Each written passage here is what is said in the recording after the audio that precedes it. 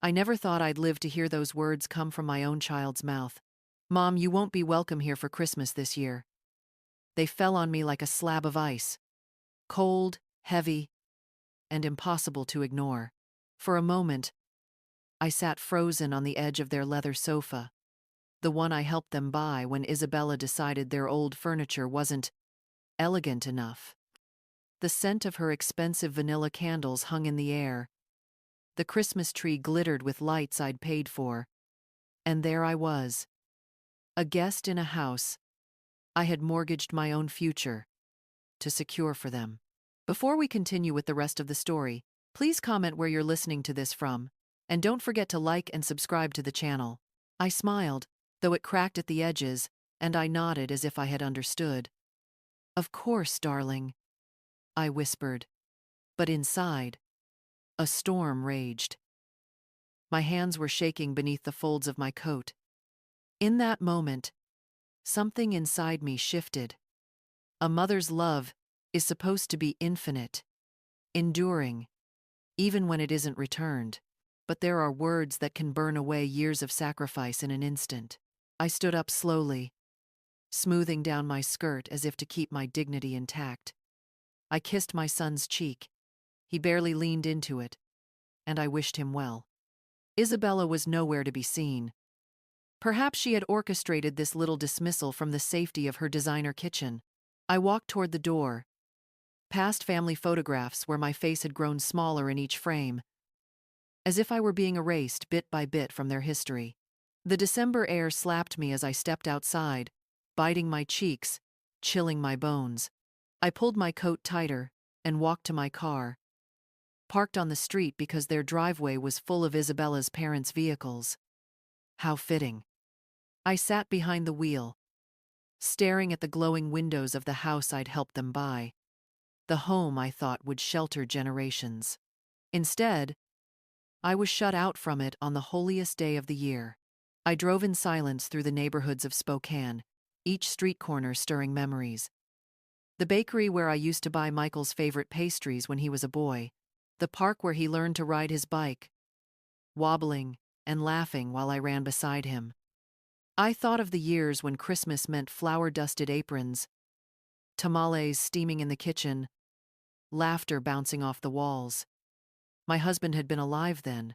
Maria's absence, 8 years past now, was a wound that had never closed. And tonight, another wound had been carved deeper still. When I pulled into my own cracked driveway, the porch light flickered as if greeting me with pity. Inside, the house felt hollow. The walls carried silence instead of warmth. The furniture sagged under years of use, and the air smelled faintly of dust. I lowered myself into the kitchen chair, resting my elbows on the table, and stared at the stack of bills waiting for me. For years, I had let my own needs slip into the shadows, just to keep Michael and Isabella afloat. And now, I wasn't welcome. I buried my face in my hands. I wasn't just excluded from a holiday meal. I was discarded, like a tool that had served its purpose and could now be left in the shed to rust. My chest tightened with humiliation, but beneath the sting of tears came something else resolve. By New Year's Day, their mortgage payments would be canceled. That was the thought that formed like steel in my mind. As I sat there in the dim kitchen, not out of spite, not even revenge. At least, that's what I told myself. But because justice had to return to its rightful balance, love should not be bought, and respect cannot be begged. I stood, walked to the living room, and picked up Maria's photograph from the mantel. Her warm smile seemed to meet my eyes. I think I finally learned, I whispered to her. Love doesn't mean letting them use me. I didn't sleep that night. I sat by the window, watching snow begin to fall, each flake drifting softly under the streetlight. My phone buzzed once, Michael's name flashing across the screen. I didn't answer. What was left to say? He had already said it all. Tomorrow, I promised myself. Tomorrow, everything changes. For years, I fooled myself into believing I belonged in that house. Every time I walked through their front door, balancing a casserole dish or a tin of cookies, I told myself I was part of their life. The smiles, the polite hugs, the thanks, Mom murmured, without looking up from their phones. Those were the scraps of affection I clung to. That night, after being told not to come for Christmas, I couldn't stop replaying past holidays in my head. I remembered the first Christmas after they moved in. I'd stayed up until 2 in the morning, wrapping gifts, using ribbon I could barely afford. Isabella had squealed over the KitchenAid mixer I bought her, hugging me tightly as if I had handed her the world. Michael had kissed my cheek, whispering, "Thanks, Mom. We couldn't have done any of this without you." And I had believed him. I thought my sacrifice had earned me a permanent place at their table. But even then, there were signs.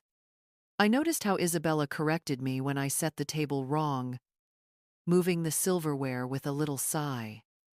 I saw the way she looked at my old coat, as if my very presence might embarrass her in front of her friends.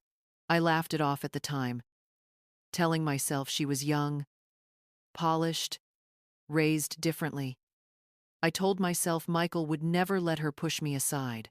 But over the years, my place in that house grew smaller. At first, I was the welcome guest who cooked the turkey.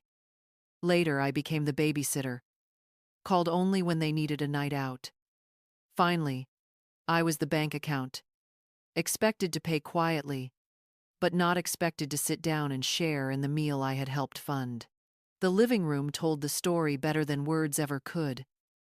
Every piece of furniture had my fingerprints. The curtains chosen after Isabella complained the neighbors could see in. The hardwood floors, bought after a second loan.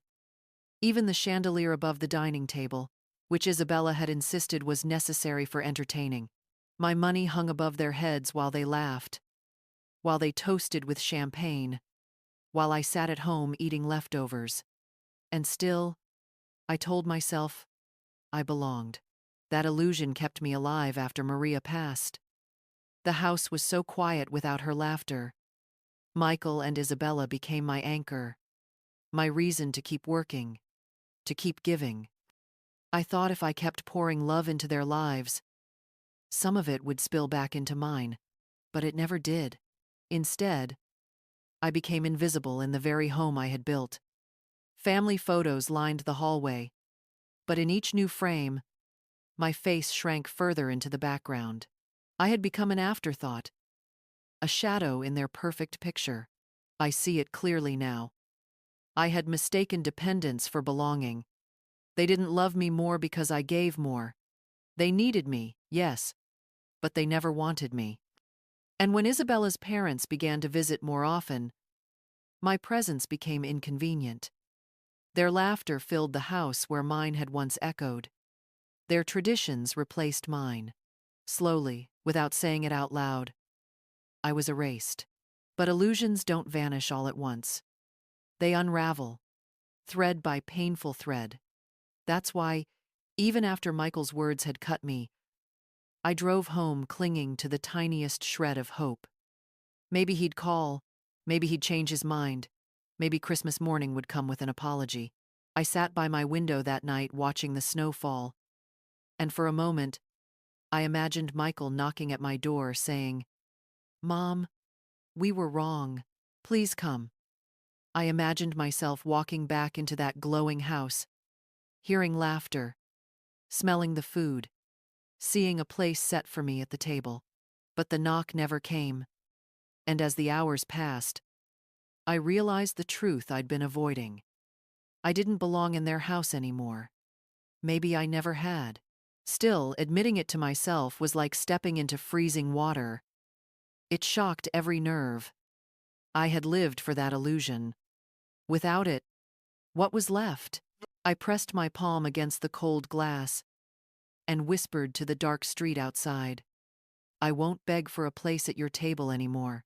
The illusion had ended. Now came the reckoning. The memory plays in my mind like a film I never asked to watch again. Michael sitting stiffly on the edge of that leather sofa, the Christmas tree glittering in the corner, his shoulders pulled in like he was bracing for a punch. He couldn't even meet my eyes. "Mom," he started, his voice tight, "you won't be welcome here for Christmas this year." At first, I honestly thought I misheard him. The words hung in the air, heavy and unthinkable. I blinked, waiting for him to correct himself, to laugh nervously and say it was all a misunderstanding.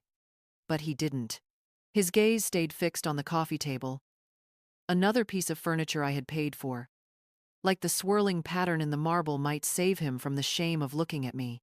"What do you mean, Michael?" I whispered. "Why wouldn't I be welcome in my own son's house?" He shifted uncomfortably, his wedding ring catching the glow of the tree lights. "It's just, Isabella's parents are coming. And, well, they'd prefer if you weren't here. They'd prefer." Two little words, slicing deeper than any knife. I felt my hands go cold, my breath shallow. Prefer? Since when do other people's preferences decide if I can see my son on Christmas?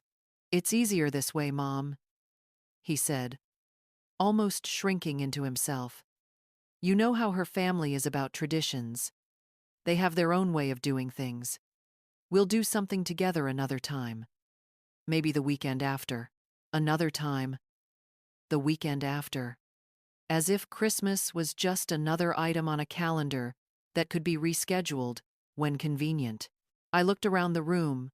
The silk curtains I had bought when Isabella insisted their old ones looked cheap. The hardwood floors I had financed through a second loan. The crown molding that had maxed out my credit card. Every inch of this house bore the mark of my sacrifice. And yet here I was, being told I wasn't good enough to sit at their table. "My own way," I repeated slowly, my voice trembling. "And what way is that, Michael? The way where your mother isn't good enough for your in-laws? Where the woman who carried you, raised you, bled herself dry for you, is suddenly an inconvenience?" "Mom," he said softly, almost pleading, "please don't make this harder than it has to be." Harder for him, maybe. For me, it was already unbearable. Through the archway into the kitchen, I saw the gleaming KitchenAid mixer Isabella had begged for during her holiday baking phase. $2,000 I had spent for an appliance that probably hadn't been touched since October. I thought of the jewelry she wore, the trips they took, the dinner parties they threw, all on the back of my sacrifices. "And where exactly am I supposed to go for Christmas, Michael?" I asked. "Where does your mother belong, if not with her own son?" His face crumbled. "Maybe you could visit Aunt Rosa. Or we could celebrate the weekend after. It's just one day, Mom. Just one day. The most important day of the year. The one day families gather and reaffirm their love." To him, it was disposable. To me, it was everything. I rose from the sofa, my knees aching but my spine straight. "I see," I said quietly. "Mom, wait," he called, but I was already moving toward the door. Past the family portraits where my face had grown smaller with every passing year. Past the coat closet stuffed with Isabella's $1,000 jackets. My hand closed around the doorknob, cold and heavy. I didn't turn back. "Tell Isabella's parents something for me," I said, my voice steady now, steel beneath the sorrow. "What?" Michael asked. "Feliz Navidad." The December night air stung my face as I stepped outside, harsher than any winter storm. Behind me, I heard Michael call my name once, then the soft click of the door closing. Final. Absolute. I walked to my car, parked at the curb, because their driveway was too full for me. Each step felt heavier, like I was leaving not just a house, but an entire chapter of my life. I slid into the driver's seat, hands gripping the wheel until my knuckles whitened. Through the windshield, I watched the Christmas lights twinkle from windows of homes where families gathered without condition, without shame. Homes where mothers weren't banished, homes where love wasn't selective. My phone buzzed in my coat pocket. I didn't look. Whatever apology or excuse he wanted to send, it was too late. Words couldn't erase what had already been spoken. I turned the key, the engine rumbling to life, and drove off into the darkness. The glowing house I had built for them faded in the rearview mirror until it was nothing but a smear of light disappearing into the night. That was the night I stopped being welcome in my son's home.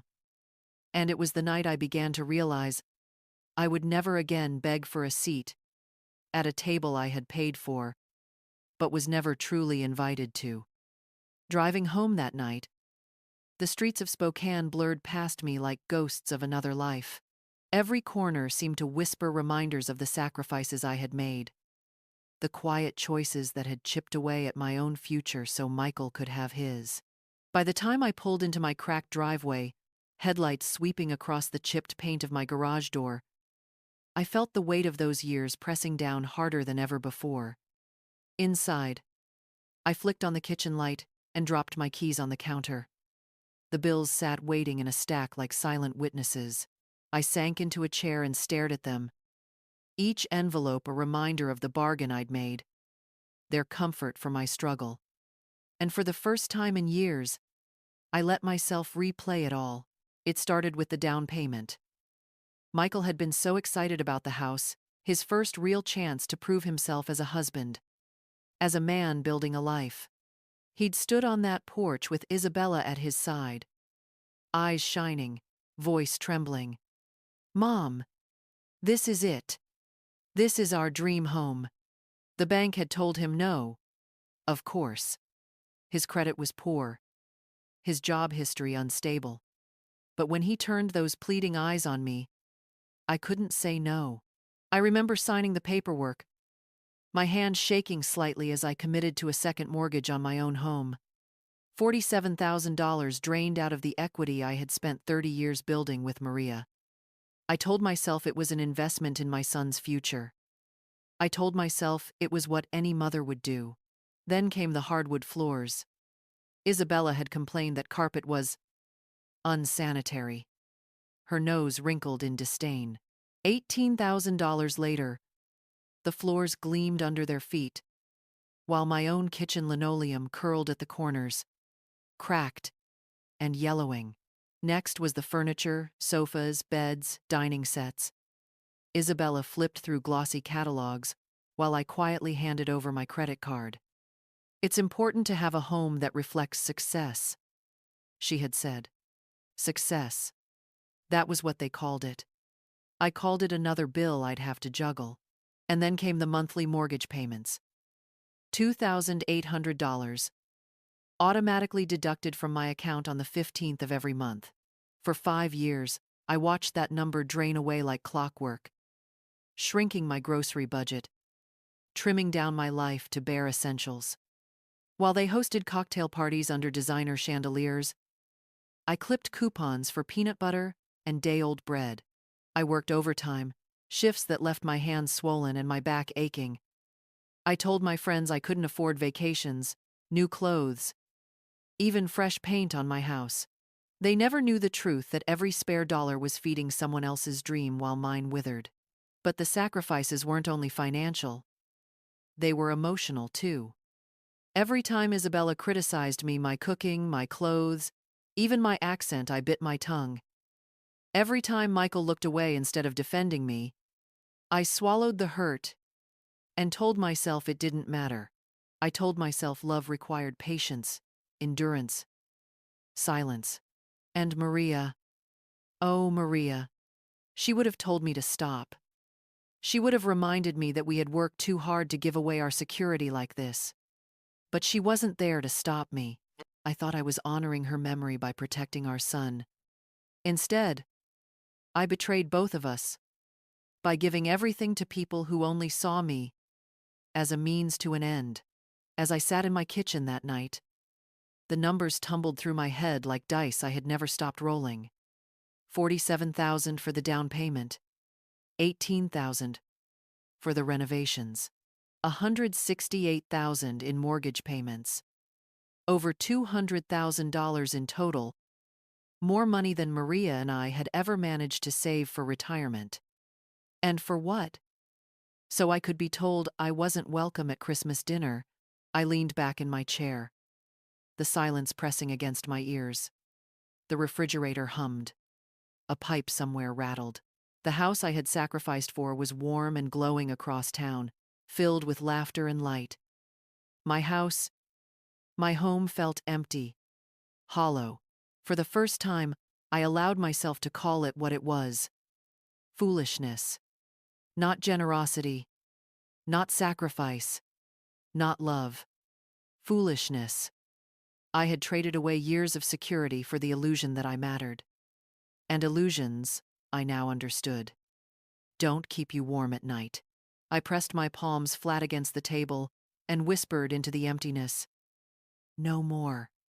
The phone rang the next morning just as I was pouring my first cup of coffee. The shrill tone echoed in the quiet kitchen, sharp enough to make me flinch. I didn't recognize the number at first, but my gut told me before I even checked the screen. Isabella. I let it ring 3 times before I picked up. "Hello? Dennis." She said never mom, never mother-in-law, always Dennis.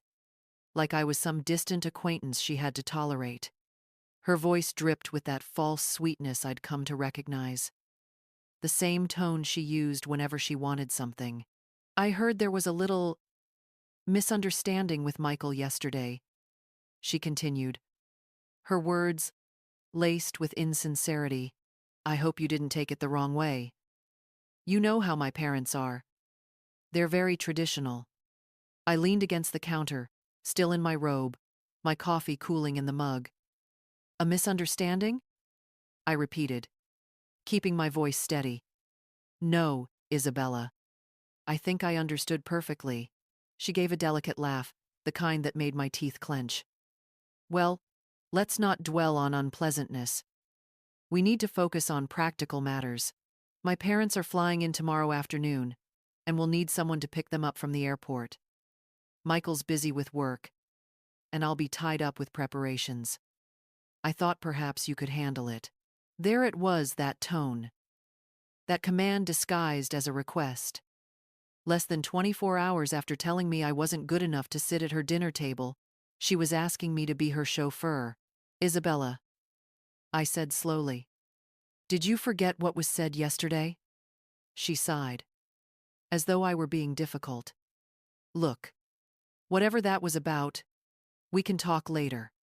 Right now, my parents need transportation, and you're the only one with the time during the day.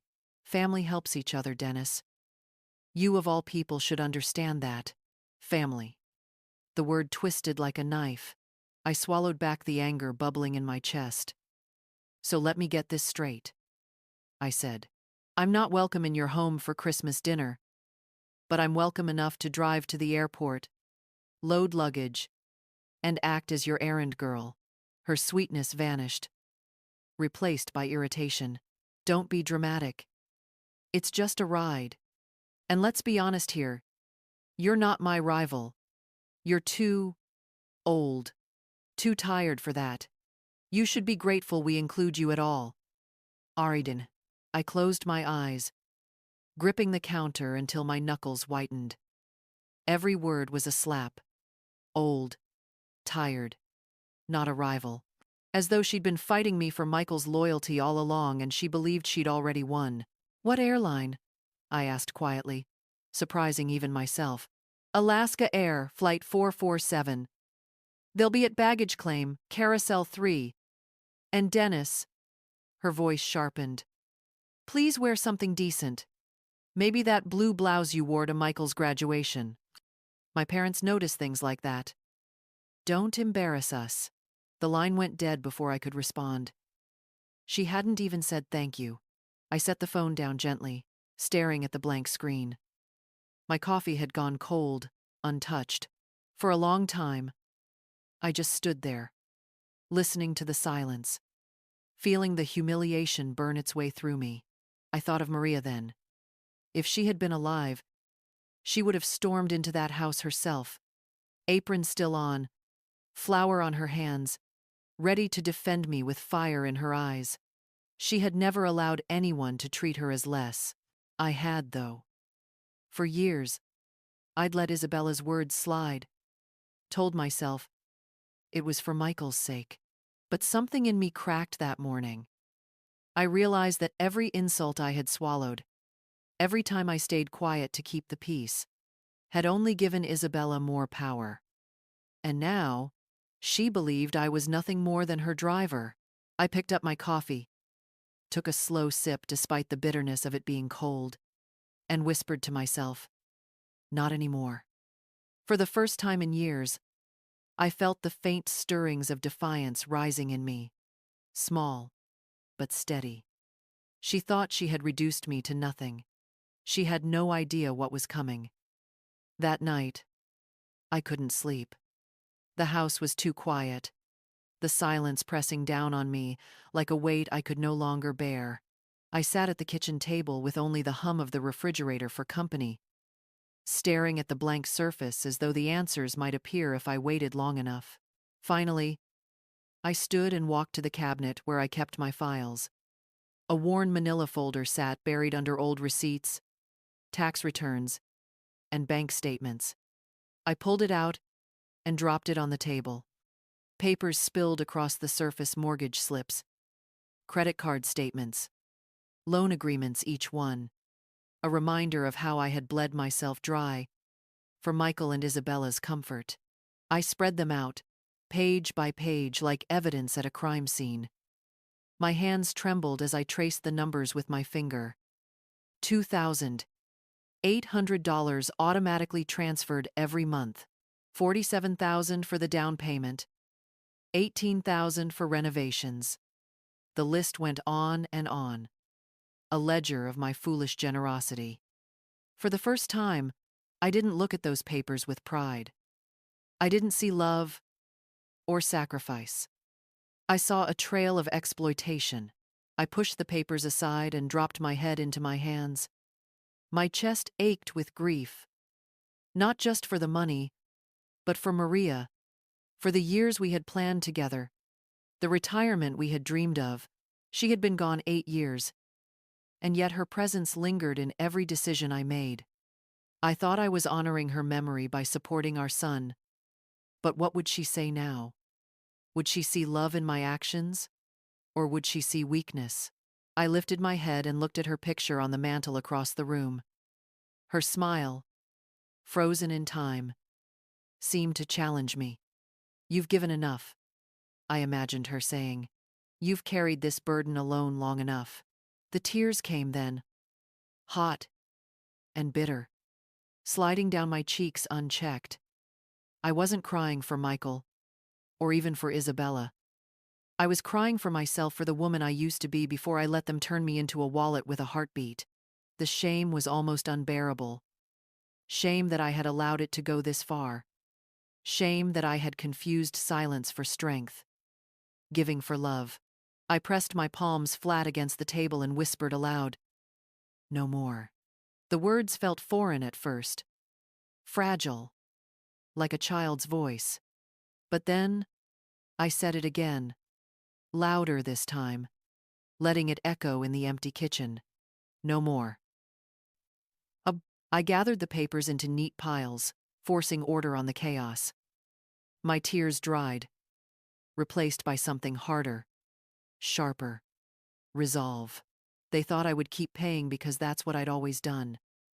They thought I would swallow every insult because I loved Michael too much to stop. They thought they could humiliate me one day and expect me to serve them the next. But they were wrong.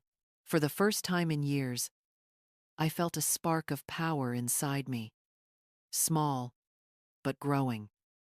I walked to the cabinet and pulled out my old checkbook, the one I hadn't used since everything went digital. I flipped it open and stared at the blank pages, the ones I had filled with sacrifice after sacrifice. Not anymore. I closed it firmly and set it aside. Then I picked up the phone and dialed the number I had been avoiding for months. The bank. The automated voice greeted me. cheerful and indifferent. I waited through the menu options, pressing the numbers with steady hands. At last, a woman answered. "This is Jennifer. How can I help you today?" I drew in a deep breath. "I need to cancel an automatic transfer," I said, my voice steadier than it had been in years. And just like that, the decision was made. When I hung up, the house felt different, lighter somehow, as if the walls themselves recognized the shift inside me. I poured myself a glass of water and raised it toward Maria's picture. "To freedom," I whispered. For the first time in a long time, I wasn't afraid of tomorrow.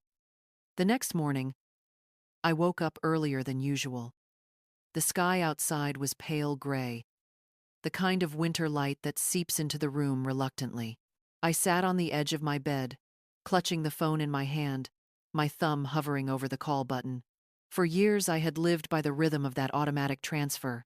Every 15th of the month, $2,800 would vanish from my account, without a word, without acknowledgement, like a vein tapped by someone else's hand. I had trained myself not to think about it. I told myself it was love.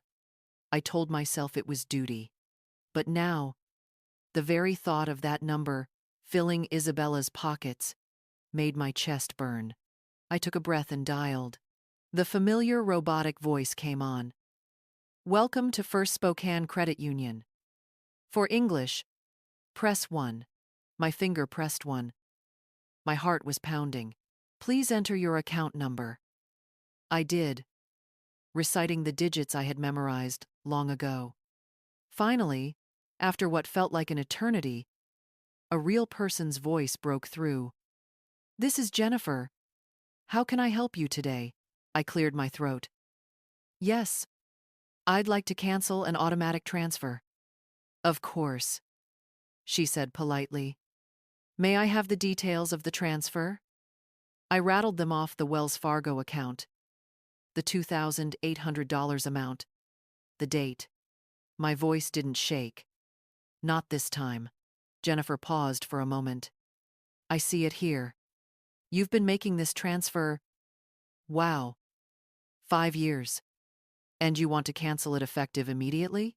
5 years." Hearing it said aloud was like a slap.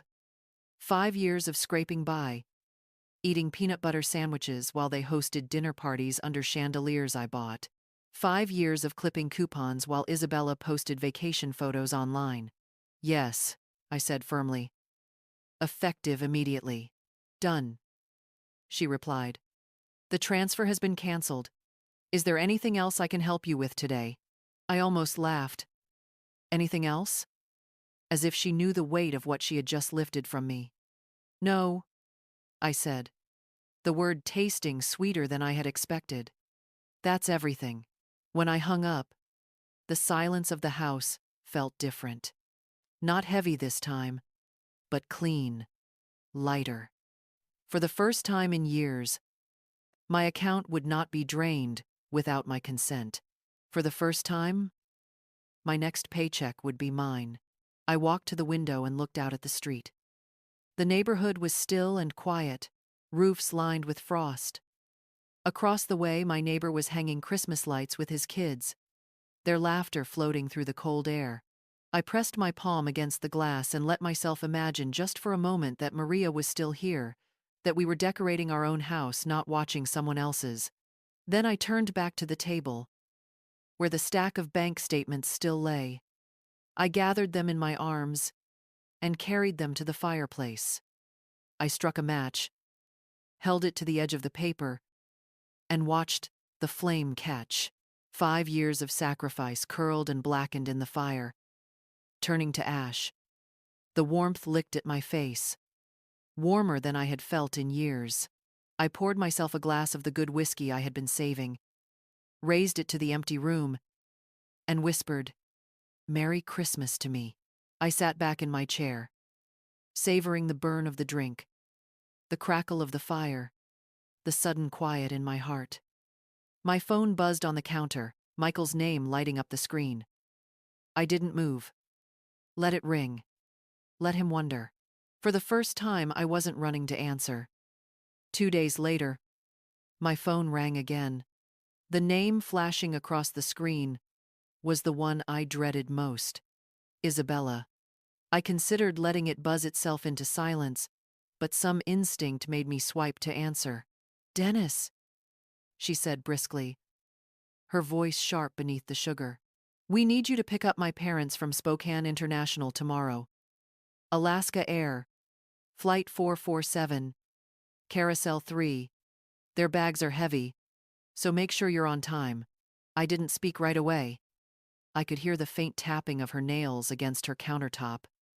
The granite one I had paid for when laminate wasn't good enough. "Did you forget our conversation?" I asked finally. "What conversation?" she said, feigning ignorance. "Oh, you mean that little mix-up about Christmas? That's over. Focus on what matters, Dennis. My parents need transportation, and you're the only one with free time during the day. Family helps family." Family. That word again, tossed at me like an order. I let out a slow breath. "Fine," I said quietly. "I'll take care of it." "Good," she replied, her tone clipped. "And Dennis wears something decent. My parents notice things." She hung up without a thank you. I set the phone down on the counter and stared at it. For years, I had obeyed. Every command disguised as a request. Every insult swallowed for Michael's sake. But this time, things were different. This time, I wasn't bound by obligation anymore. The mortgage had been canceled. The leash was off. The next afternoon, at 2:15 p.m., Isabella's parents wheeled their luggage into baggage claim and scanned the crowd. I wasn't there. At 2:45, they were still waiting. By 3:30, they had called my phone 6 times. I let it buzz against the wooden table where I sat sipping tea. The crossword puzzle spread before me. "Dad, where are you?" Isabella's text flashed across the screen. "My parents are stranded." Oh. I turned the phone face down and flipped the newspaper to the sports section. The Seahawks had lost again. Some things never changed. By 4:15, the calls had become constant, buzzing like an angry hornet trapped in glass. Isabella, then her parents, then Isabella again. At 5 o'clock, I unplugged the landline and powered my cell phone completely off. The silence that followed was bliss. I made myself a grilled cheese sandwich and heated tomato soup. Comfort food I hadn't allowed myself in years, because every grocery dollar had gone to them. The cheese melted golden. The soup steamed in my favorite mug. I sat by the window, watching the winter sun sink, long shadows stretching across the yard. And somewhere across town, 3 people were standing in an airport parking garage, shivering, humiliated, wondering how their personal chauffeur had dared abandon them. The thought made my soup taste even better. At 5:30, a pounding rattled my front door. Not a knock pounding, violent, insistent. I set my mug down and walked slowly toward the sound. Through the peephole, I saw 3 figures on my porch. Cody Jenkins's red face twisted with fury, his wife Catherine tight, lipped beside him, and Isabella trailing behind, her makeup smeared, her coat wrinkled. I opened the door just as Cody barked, "What the hell is wrong with you? We waited at that airport for over 3 hours." Catherine's voice cut in, sharp and cold. "This is barbaric, Dennis. Completely unacceptable behavior for someone your age." And then Isabella, eyes blazing, "You humiliated us. Do you have any idea what you've done? My parents had to take a taxi because of you." Their voices rose together in a chorus of rage, accusations colliding in the air. But I didn't flinch. I stood still, letting their anger wash over me like a storm against stone. When they finally paused for breath, I spoke, my voice calm and sharp as glass. This is my house, I said quietly, and I want you out. Now. Now. They stared at me, stunned. They weren't used to resistance. They weren't used to the word no, and in that silence, for the first time in years, I felt powerful. Cody didn't take orders well. I could see it in the way his face flushed deeper, his jaw tightening as I stood my ground. He jabbed a thick finger toward my chest, but stopped short of touching me. You don't get to make demands here, old woman, he barked. Not after what you pulled today. This is my house, I repeated, my voice low and steady.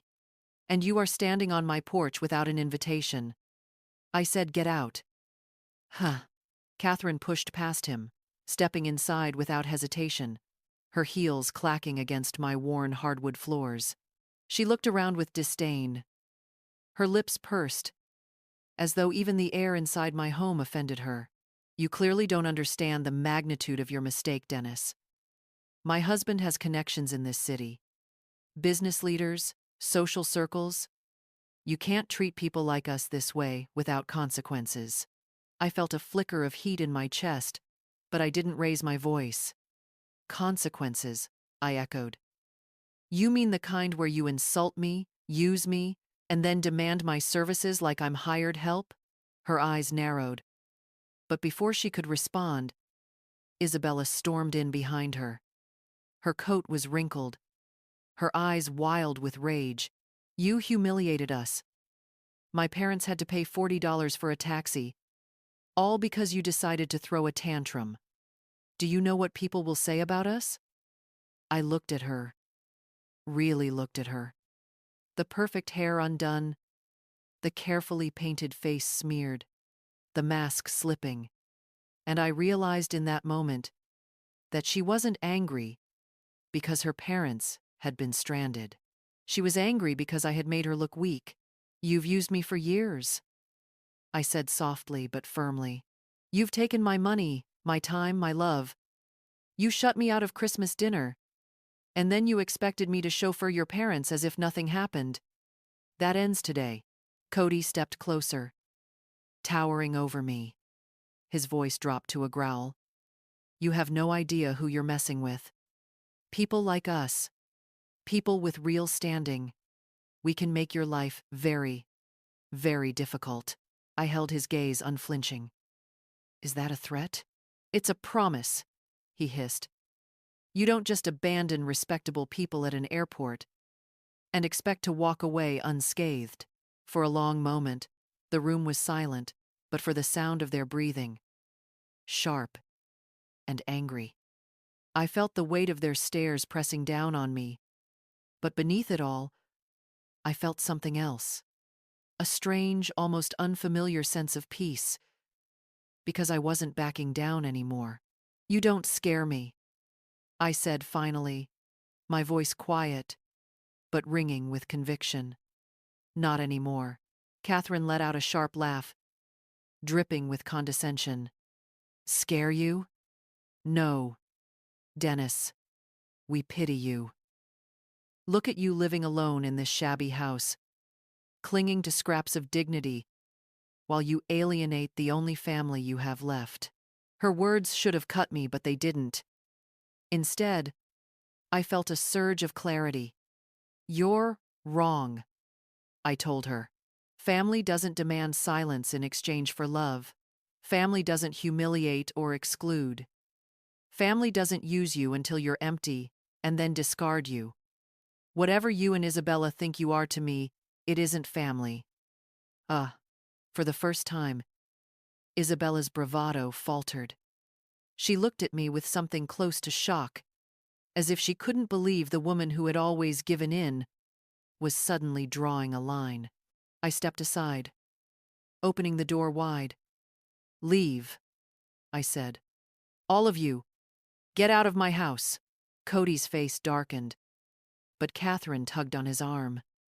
Come on, she muttered. They filed out slowly, one by one, throwing glares over their shoulders as though their eyes alone could wound me.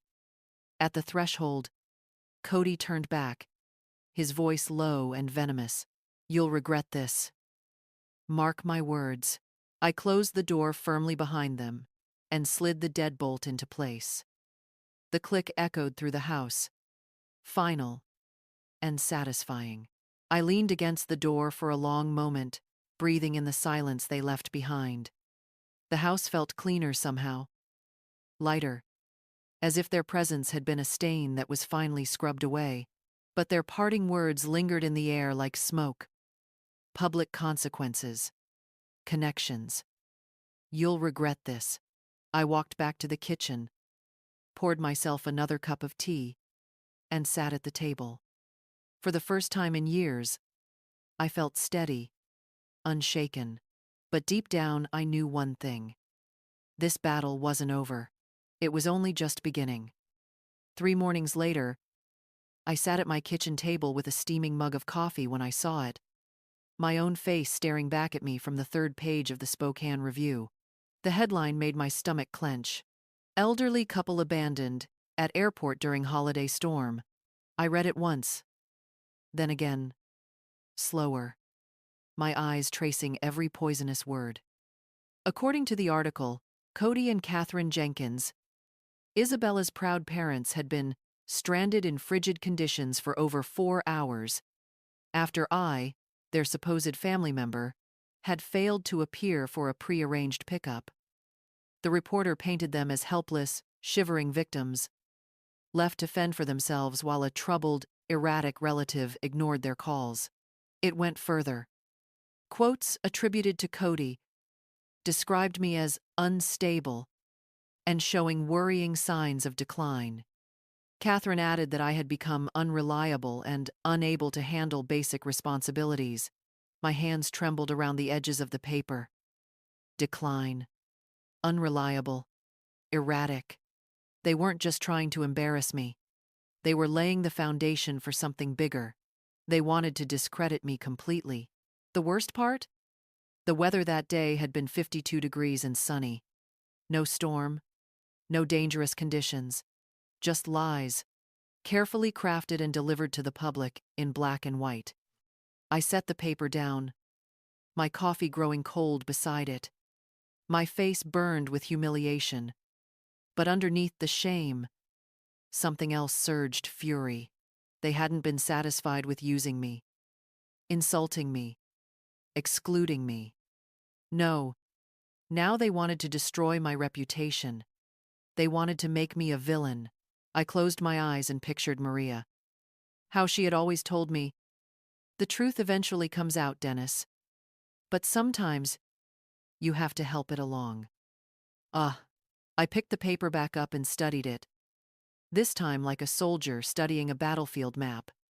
The byline caught my attention. Patricia Morrison, lifestyle editor. I didn't recognize her name, but I understood enough about small cities like Spokane. This wasn't random. Cody had called in favors. He had planted this story deliberately, using his business connections to twist the narrative. Smart, I thought bitterly. Very smart. But as I stared at the article, my shame began to fade, replaced by something harder. For the first time, I felt a grudging respect. They weren't children throwing tantrums. They were strategists, calculating, dangerous. If they wanted war, then war they would have. I folded the newspaper carefully and set it on the counter. Then I pulled out the thick folder of documents I'd been keeping. The mortgage statements, the credit card bills, the receipts for renovations and furniture. 5 years of sacrifice neatly documented. Evidence. Proof. I looked around my kitchen at the chipped counters, the outdated appliances, the drafty windows I couldn't afford to fix because every extra dollar had gone to them, and I realized something with crystal clarity. I had been fighting the wrong battle. I had begged for a place at their table when I should have been preparing to expose the truth. That night, as I sat at my desk, I began typing names into the search bar. Cody Jenkins. Catherine Jenkins. Isabella Flores. One by one, Their social media profiles filled my screen like open diaries. Photos of dinners, vacations, jewelry, all flaunting the wealth they pretended to have earned, but had really siphoned from me. The longer I scrolled, the stronger my resolve became. They thought they could paint me as unstable? Fine. Let them try. But I had something they didn't evidence: hard numbers, a paper trail of their greed and my sacrifice. I pulled a fresh notebook from the drawer and began outlining a plan. Not revenge, justice. Not petty payback, exposure. By the time I set my pen down, the fear that had haunted me for weeks was gone. In its place was a cold, clear determination. I glanced at the folded newspaper one last time. They had declared total war on me in print. I was ready to answer. The next morning, I cleared the kitchen table and laid everything out like a general preparing for war. Bank statements, mortgage slips, credit card bills, receipts from Home Depot and furniture stores. Photographs printed from Isabella's social media, her posing with new jewelry, her caption boasting about our beautiful kitchen, the one I had paid for. One by one, I arranged them into neat stacks. 5 years of sacrifice. Each page a wound, each receipt a reminder of how thoroughly I had been used. As the pile grew, so did my resolve. I highlighted dates and amounts in bright yellow ink. $2,800 deducted on the 15th of every month. $47,000 home equity loan. $18,000 for hardwood floors. When I added it up, the number stared back at me like an accusation. Over $200,000. I sat back in my chair, the calculator still glowing on the table. $200,000. Maria and I had never even dreamed of saving that much for ourselves. And yet here it was, siphoned into a house where I wasn't welcome, a family I wasn't allowed to join. I thought again of the article in the Spokane Review, the smug quotes from Cody, the staged outrage of Catherine. They had painted me as unstable, untrustworthy, but the truth was sitting right here in front of me. A mountain of proof too large to ignore. I opened my laptop and began creating a timeline.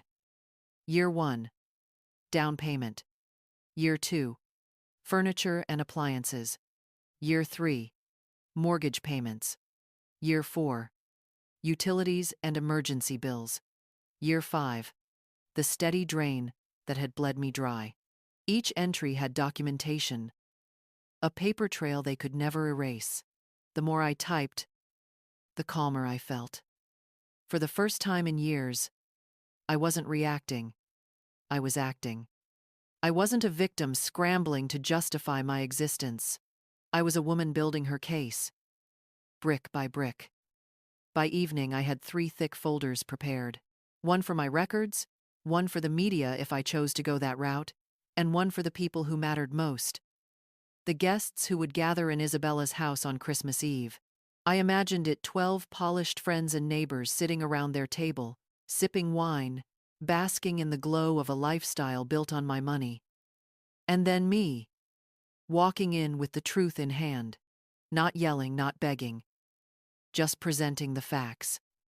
Let them read it for themselves. Let them see what their gracious hosts really were. The thought steadied me. It gave me purpose. At one point, my phone buzzed again. Michael's name. I stared at it, my hand hovering over the screen. For years, I had answered immediately, rushing to help, rushing to soothe. Not tonight. Tonight, I let it ring until the call went to voicemail. When silence returned, I smiled faintly. Power doesn't always roar. Sometimes it's as simple as not answering the phone. I turned back to the folders, slipping the last receipt inside. The stacks of paper felt heavy in my hands, but in a different way than before. Not the weight of burden, this was the weight of truth. I slid the folders into my briefcase and set it by the front door. Then I went to the closet and pulled out the navy dress I had worn to Maria's funeral, the one I hadn't touched in years. I hung it carefully on the door. On Christmas Eve, I would wear it again, not for mourning this time, but for farewell. Farewell to the role they had forced on me. Farewell to silence. Before bed, I returned to the kitchen, poured myself a glass of water, and raised it toward Maria's picture on the mantel. "You were right," I whispered. "The truth always comes out. This time, I'll be the one to show it." I slept soundly that night for the first time in months. Christmas Eve arrived cold and sharp, the kind of winter night when the air stings your cheeks and the snow crunches beneath your shoes. I stood in front of the mirror, fastening the navy dress I hadn't worn since Maria's funeral. The fabric hugged me differently now, but it carried the same weight of dignity. Around my shoulders, I draped the scarf Maria had knitted for me years ago, its threads soft with memory. The briefcase sat on the table, heavy with evidence. 3 folders, 12 copies of The Truth, each one a mirror ready to shatter the illusion Isabella and her parents had built. I slid the handle into my hand and felt the resolve settle inside me like steel. At 6:30 p.m., I parked across the street from their glowing house. Cars lined the driveway and spilled onto the road. Through the frosted windows, I saw laughter, candlelight, the gleam of silverware, the sparkle of glasses raised in cheer. A perfect picture on the surface. My heart pounded, but my steps were steady as I crossed the street and mounted the porch. The front door was unlocked, of course. Isabella liked to boast about how safe her neighborhood was. Without hesitation, I stepped inside. Warmth hit me at once, the smell of roast turkey, cinnamon, wine. Conversations floated from the dining room, punctuated by bursts of laughter. I followed the voices until I stood at the doorway. 12 faces turned toward me, forks suspended in midair, wine glasses halfway to lips. Surprise flashed across them, followed quickly by confusion. "Good evening, everyone," I said, my voice calm and clear. "I hope you don't mind me joining your Christmas celebration." Michael's face drained of color. Isabella froze, her wine glass trembling slightly in her hand. Catherine's lips thinned to a razor's edge. Cody's jaw clenched so tight, I thought his teeth might crack. "This is completely inappropriate," Isabella snapped, finding her voice first. "You need to leave immediately." I didn't move. Instead, I walked slowly to the marble sideboard and set my briefcase down with deliberate care. "Actually, I think your guests deserve to know the truth about the home they're sitting in, the meal they're eating, the lives you've been showing off." Whispers rippled around the table. A woman in pearls leaned forward, eyes curious. "What is she talking about?" I opened the briefcase and pulled out the first stack of papers. My hands didn't shake. "Here are the bank records," I said, moving around the table, placing a folder in front of each guest. 5 years of mortgage payments, utilities, renovations, over $200,000 taken from me, while I was told I wasn't welcome here. The room fell silent, except for the sound of rustling paper. One by one, heads bent, eyes scanning the pages, expressions shifting from curiosity to shock to outrage. Isabella stood, her face blotched red. "This is twisted. She volunteered. She wanted to help." "Did I volunteer?" I interrupted. "To be excluded from Christmas dinner? To be humiliated in the newspaper? To be called unstable? Oh, oh, oh, oh, oh, oh, oh, oh." I dropped the folded article onto the table. The headline stared back at them. A man at the far end frowned deeply. "This says you abandoned elderly relatives during a storm." "There was no storm," I said. "And they weren't helpless. They were Isabella's parents.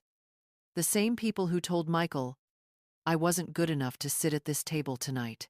The silence that followed was heavier than any shout.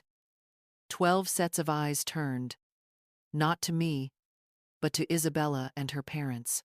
And for the first time, I saw fear flicker in theirs. The room was still, every eye pinned on Isabella and her parents. The rustle of papers filled the silence as guests turned pages, reading line after line of transactions, highlighted dates, glaring numbers that told the story better than I ever could. A woman in pearls looked up first, her brows knitting. Isabella, is this true? These payments, this money came from her? Isabella's perfect composure cracked. She forced a smile, brittle and false. It's more complicated than it looks. Dennis offered. She wanted to help us. Offered? I said, my voice low but steady.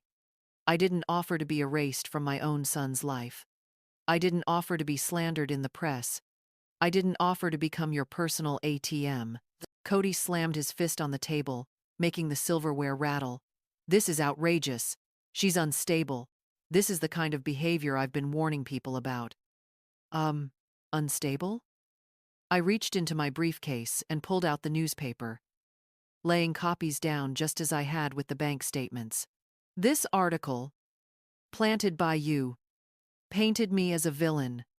Lies about Storms, lies about my behavior, designed to humiliate me publicly. And yet, here is the truth. Paper, ink, proof. A man in a gray sweater, one of Cody's business associates, spoke up. Cody, you told me she abandoned you in freezing weather. But the weather report says it was 52 degrees that day. His tone was sharp, incredulous. So which is it? Catherine shifted uncomfortably, her voice trembling with controlled anger. This is family business. It's inappropriate to drag outsiders into it. No, I said firmly, looking around the table. It stopped being family business when you used the newspaper to smear my name. When you decided my reputation was acceptable collateral for your pride. Tonight, your friends, your neighbors, your colleagues deserve to know the truth. Faces around the table hardened. The woman in pearls shook her head slowly. I cannot believe this. $200,000? She turned to Isabella, disgust flashing in her eyes. And you let her sit at home alone on Christmas? Michael finally spoke, his voice faint, almost broken. I didn't know about the newspaper, he whispered. His eyes darted to Isabella. Did you? She opened her mouth, then closed it. Silence louder than denial. I looked at my son, my heart twisting, but my voice remained steady. She knew, and so did her parents. They orchestrated it. One by one, the guests pushed their papers aside. Conversations erupted sharp, accusatory, voices demanding answers.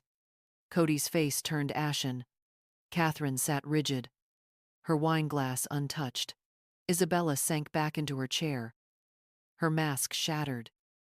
I gathered the last folder back into my briefcase and straightened my shoulders. Enjoy the rest of your dinner, I said, calm as ice. It's the last one you'll host with my money. And then I turned toward the door. Behind me, voices rose into chaos. Questions, accusations, the unraveling of a carefully polished facade. The sound was harsh, discordant, but to me it was the sweetest music I had ever heard. For the first time in years, I walked away with my head high, my dignity intact, leaving them to drown in the truth. The weeks that followed were strangely quiet. For the first time in years, my phone didn't buzz daily with requests, demands, or emergencies disguised as favors. The silence was a relief. It felt like breathing clean air after years of choking on smoke. Then, in March, a letter arrived by certified mail. Heavy envelope. Official seal. I signed for it at the door, my hands steady, even before I read the words on the front. Notice of default. Final demand for payment. I sat at the kitchen table and unfolded the papers.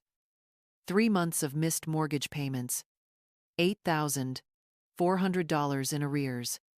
14 days to pay or face foreclosure proceedings on the house I had helped them buy. For a moment, I simply stared at the letter. Once, news like this would have made my stomach drop. Once, I would have rushed to my checkbook, frantic to save them. Not anymore. I set the notice aside and returned to my coffee. Their house, their debt, their problem. Still, I couldn't ignore the irony. The same people who had accused me of being unstable were now collapsing under the weight of their own lies. Cody and Catherine's social standing in Spokane evaporated after that Christmas dinner. The whispers spread fast. People who had once praised their sophistication now questioned their character. Invitations dried up. Business contacts pulled away. And Isabella? Her perfect social media feed went silent. No more glittering photos of holiday spreads or blessed life captions. Just silence, as though the spotlight she craved so much had turned into a burning lamp she couldn't escape. Michael. Though Michael was different, he tried calling at first, his voice shaky in the voicemails. I didn't answer. Days stretched into weeks. Then, one Thursday evening, a knock came at my door. When I opened it, I hardly recognized my son. He looked like he had aged 10 years in 3 months. Dark circles under his eyes. His once crisp suit rumpled and tired.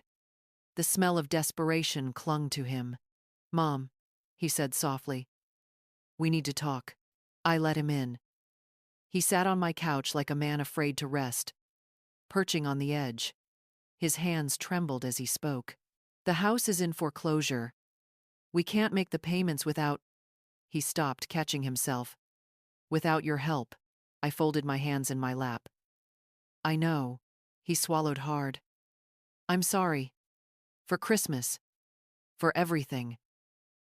I didn't know about the article until afterward. I swear. But I should have stood up to them. I should have defended you. Jesus. Mom. The things they said about you behind your back. About our family. About Dad's memory. His voice cracked. For a moment, I looked at him not as the man in front of me, but as the boy he once was. The boy who used to beg me for extra tamales, who used to curl up beside me during storms, who once promised he'd never leave me. My heart ached, but my resolve stayed firm. "I forgave you months ago," I said gently. "But forgiveness doesn't mean going back. It doesn't mean I'll pay again. That part of my life is over." Tears welled in his eyes. He nodded, broken, finally understanding. After Michael left that night, the house settled into silence again. But it was no longer the heavy, suffocating silence of before. This time, it felt clean, almost peaceful, like the air after a storm has passed. In the weeks that followed, I began to notice small changes in myself. For the first time in years, my paycheck stayed in my own account. I fixed the flickering porch light, painted the kitchen walls, and bought a new chair that didn't sag under me. Simple things, but each one felt like reclaiming a piece of myself I had given away. Easter came with an invitation from my sister Rosa. "Come have dinner with us," she said warmly. "The kids want to show you their school projects." I hesitated. At first, holidays had become a wound too tender to touch. But then I accepted. That Sunday, I walked into Rosa's home, carrying a basket of bread I had baked myself. The smell of roasted lamb filled the air.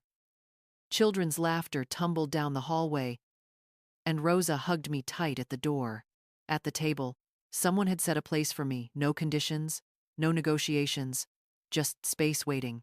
As I sat surrounded by real family, I felt tears prick my eyes.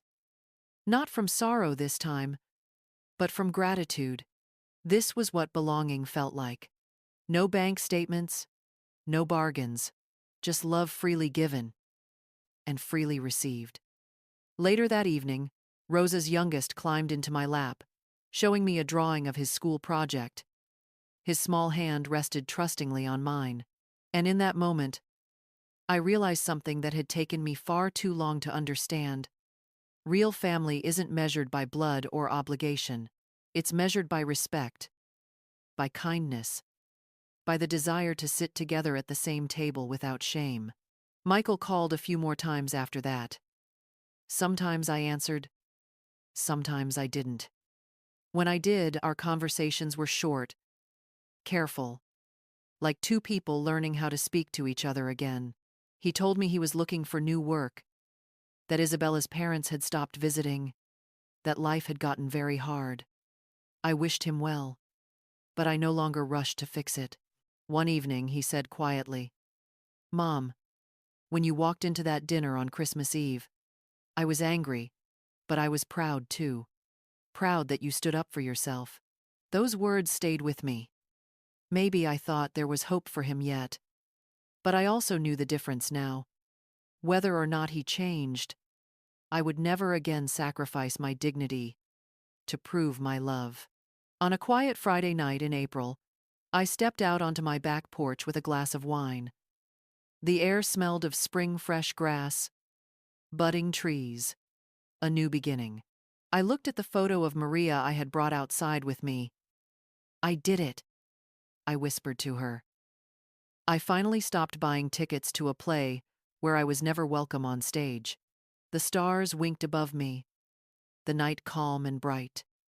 For the first time in years, I felt free.